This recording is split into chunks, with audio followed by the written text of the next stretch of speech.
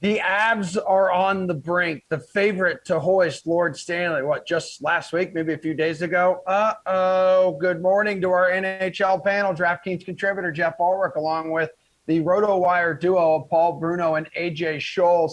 Guys, the Golden Knights hold the 3-2 series lead after an overtime victory in Game 5. Now the series shifting back to the Sin City, where they will look to close it out in the DK Showdown contest. Who was your captain here, Geoff? 1.5 times the salary, but 1.5 times the points. Yeah, when the going gets tough, you look to your best players, and I'll just stick with Nathan MacKinnon in this spot. 3 games without a point now. I know he's the most expensive player on this slate. I just don't really care. I just cannot see the Colorado Avalanche losing 4 games in a row here to the Vegas Golden Knights. I know they're on the road. I know it's going to be a madhouse. There's plenty of narratives around this game, but, the best player is still Nathan MacKinnon. And regardless of the outcome, for a DFS perspective, if people are going to be a little bit down on the Avalanche and maybe be more prone to going with Andre Fleury in the net or something, I'll take the slightly lower ownership. I think this is a game where Nathan MacKinnon steps up and does something big. Paul, your captain tonight. Look, I'm treating this game like yesterday's game when I said it's really the home side's best chance to win the series. If it goes Game 7, I'm going to flip to Colorado. Vegas has taken control of this set after Game 1's blowout, and it has a lot to do with the top 6 Knights forwards outplaying the top 6 Avs up front. A big part of that is a healthy Max Pacioretty, who has points in 6 straight games. I expect that trend to continue tonight, with Patches bulging the twine for Vegas and paying off as my showdown captain. With a high volume of shots to go along with that, I lock him up for $13,200. All right, AJ, who's your guy? Well, this is the moment Jeff's been waiting for. He can get the Avs to win the series at plus 245 right now. So we've been looking for that for a while, right, Jeff? But Yep. For me, in this one, I'm with Paul. I think Vegas closes it out at home tonight. And I'm actually looking at Jonathan Marchessault at 11-7 tonight over Pacioretty. Both guys are on extended point streaks right now, but Marchessault's the one who's putting up the goals in the multi-point games. He's probably the riskier of the two, no doubt about it. He's more likely to go cold, but that savings of $1,500 by captaining Marchessault over Pacioretty has me going that direction. AJ, what about value? Need some value from you in this showdown contest. Well, I think the value comes from pairing up Marchessault with his center, William Karlsson, who comes in at about $7,000. He's got 5 points in his last 3 contests here. Again, the shot rate is a little inconsistent, which makes him slightly riskier option, I think, than maybe some other guys that might be a little bit safer. But if Marchessault is going to produce in this one, it's going to be due in part to Karlsson. So I think they make a great double down in this showdown slate. Geoff, where does the value come from in this game, do you think? Yeah, obviously I'm the Colorado stan in this trio today, and that's fine. I'm perfectly fine with that. I think it's going to be a good contrarian side for showdown as well. A lot of people are going to look to Brandon Saad here. That's fine. He's playing alongside MacKinnon now a little bit. He's got goals in like a million straight games or whatever. It's fine. He's too cheap. He's $5,000. But I think that the other Colorado Avalanche that will probably go overlooked here and won't get a ton of ownership is Andre Burakovsky. And he hasn't done much in the playoffs. Does this guy even have a goal in the playoffs? I don't know. I don't think he does. But again, he did score 19 in the regular season. This is the type of game where you'd expect Andre Burakovsky just to come through for Colorado. He's done it for a lot of the time during the regular season. And I think that, again, you're going to see some of these Avalanche guys come to life here because I do see Colorado winning this game. And I think a guy like Burakovsky in a showdown format, if you're playing in a big field GPP, again, you want to just roster Saad and MacKinnon, that's fine. Maybe you're making a core lineup or something. But for these bigger field GPPs, Burakovsky's going to have far lesser ownership. And again, I see one of these Avs coming through for them tonight. And I think Burakovsky could easily be that guy. Okay, Paul, how about you? Need some value. Clearly, I'm sticking with Vegas here and looking at the cheapest of their top 6 forwards, and that's Riley Smith tonight. He has points in 3 of his last 4 games and is the top playoff scorer in the Knights' brief history, in fact. He has picked up his scoring pace in these playoffs after a subpar regular season, and I've spoken at length about the fact that his line has been the difference maker in this series. That has to continue for the Knights to wrap up the series tonight, and I expect it to happen that way. Golden Knights, yes, are the favorites here. You can get Colorado to force a Game 7 at plus 120. I have a feeling up to this point how you guys are feeling, but Is that too tempting not to take? Go ahead, Geoff. It's definitely too tempting not to take. I mean, this is ridiculous. 5 days ago, if you had asked us, do we want Colorado on plus 118, we would have all rushed to our bank accounts, just gone to the window, whatever. We would have laid it all down. I mean, this is ridiculous. 5 days, this is still the Colorado Avalanche. Nate McKinnon is still the best player, in this series. I could go on and on. I mean, I'll take them in a one game matchup here versus Vegas. Look, we've seen this in the playoffs a lot. Teams go on runs, they go through dips.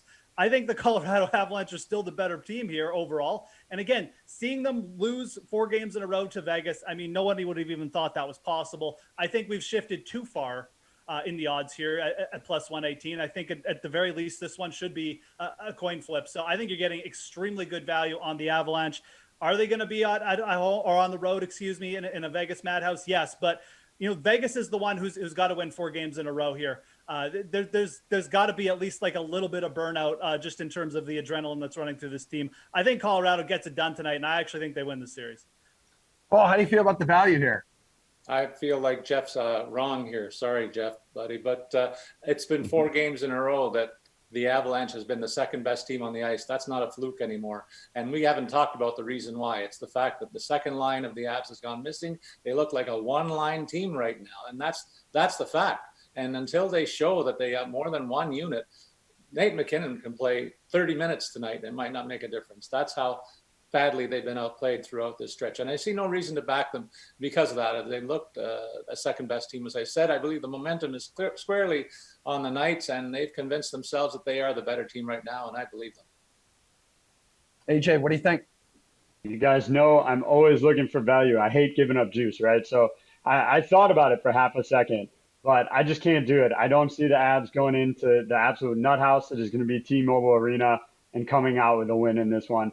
Having said that, I also don't really like the puck line here for Vegas. I think a 1-goal game is certainly possible. We've seen several of them already, although we have seen some bigger blowouts as well. So for once, I'm actually going to be giving the juice here, and I will take Vegas minus 137 in this one. Total for this one here, though, 5.5 goals, gentlemen. So they've gone under this 3 times so far in this series. You want the under tonight, Paul? No, thanks. I'm going to take these guys to lean on their offenses tonight. Their respective star power will dictate the fast pace that we've seen for much of the series, and that'll mean plenty of scoring chances at both ends and more than enough offense to pay out on the over. I expect we're going to see an empty net situation near the end of the game, too. That'll allow for a cheap goal on top of the regular play. That means we're looking at only 5 tallies earlier on, and with the firepower on the ice, that shouldn't be a problem at all. AJ, how about you?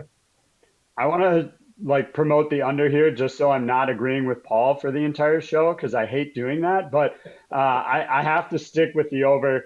There's just too many offensive powerhouses on both sides of the puck. Even if Jeff's right and this ends up being an Avs win tonight, I think we could see a ton of offense coming out of it. Look, you talk about those 3 unders. 5 has been the total number of goals in those contests. That means 1 empty net goal, 1 power play tally, and you're looking at a couple more overs here, and 2 of those were overtime contests. So it's very close to hitting that over, and that's where I'm going to go tonight. Which direction you leaning, Geoff? Yeah, I'll jump on the bandwagon here. We can do a trio of overs. I think we were right on the total last time too, so that's good. I think we're right on the over for the Islander game. So again, these game 6s can be weird. I mean, one of these teams could easily jump out to a 2-3-0 lead, and the other one's just like, okay, we're packing it in. Either Colorado's packing it in for the season or Vegas is just trying to rest for game 7. We see that play out a lot, especially when we get deeper into the playoffs. And I think this could be that type of game. So I agree with what Paul said as well. We're going to see probably an early empty net situation. If there is like a 2-goal lead, we can easily get like a couple empty net goals.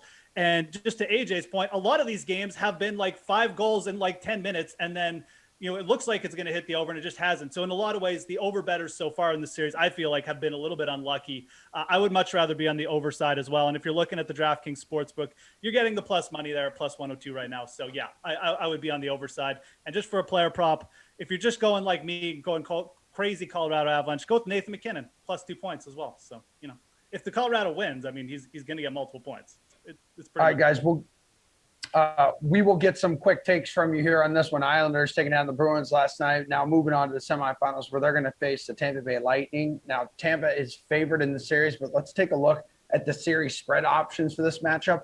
How long is this series going, and who is going to win it, Paul? I'm looking at the futures bet in favor of Tampa in 6 games. It pays out at 425, and I believe they'll be tested by a relentless checking of the Islanders, but they have simply got too much talent for their foes in this series, and I think that the defending champs are on the way to the Cup final once again. Geoff? Yeah, I would be looking for Tampa Bay. I mean, you could even make a couple bets. I mean, you've got Tampa Bay at plus 425 to win in 6 or plus 450 to win in 7. I mean, I don't hate like laying down on both those and just like putting one unit on both and coming away with a nice profit if it hits, because I just do not see how the Islanders squeak out a win in this series after what Tampa Bay did to Carolina, who quite frankly was, I thought, one of the deepest teams in the league. So. All right, AJ, bring us home. Well, hey, we've seen through the first 2 rounds, Islanders win in 6. You can get that at plus 700.